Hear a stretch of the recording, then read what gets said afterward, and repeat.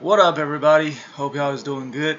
I've been quite busy, so I haven't gotten much time to work on my cars. But I got some free time last week, so I decided to open up some packages. So the first thing I opened up was the KBD side skirt extension. So while they're expanding under the sun, let me show you the transmission mounts and the R-type mounting cups I got from Excessive Manufacturing. Really beefy material and really great quality. For both of them, they have longer slots for more adjustments, and for the R-tab mounting cup, it has a built-in geometry correction actually, so that comes in very handy.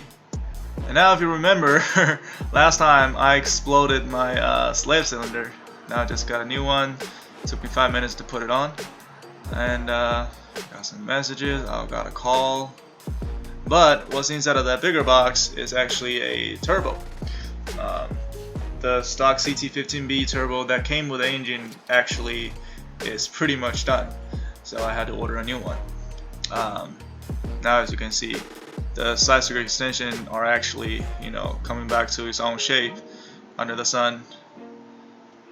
And let's see, the brand new China turbo.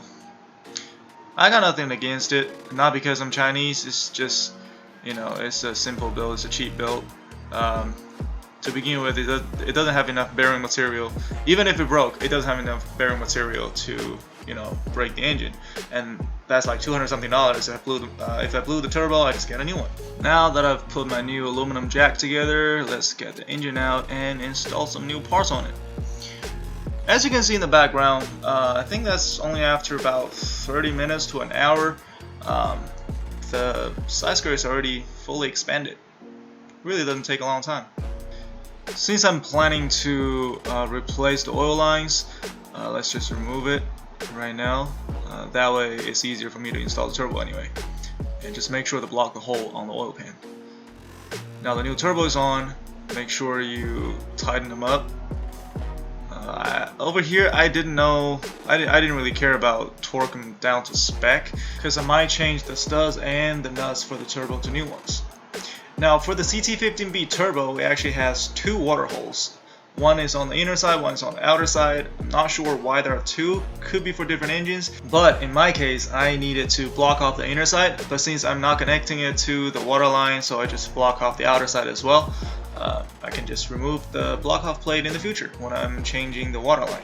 And now let's put on the new downpipe that I got from Suspicious Garage.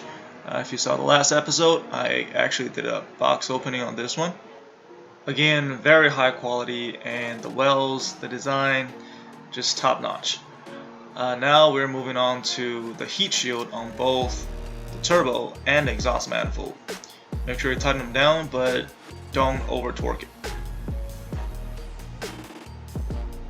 Oh, don't forget to put a glove on the turbo so nothing gets into it.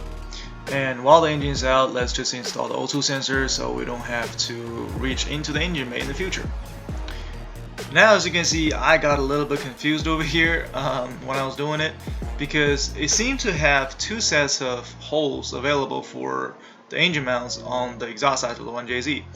So one set is slightly backwards and lower compared to the other one, but you can only install it on the sets of holes that's more forward and upwards.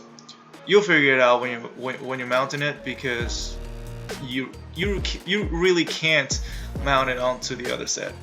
You'll figure it out. But on the intake side, it's more simple. Just 4 holes. You bolt them down, and you're good to go. And I got these engine mounts from Excessive Manufacturing as well. Now after about 3-4 hours, the side skirt extensions were completely expanded. They're pretty heavy actually, yet pretty soft. But I didn't have enough time to put them on that day. I'll do it next time. But for now, thanks for watching. Like, comment, subscribe. I'll see you guys next time.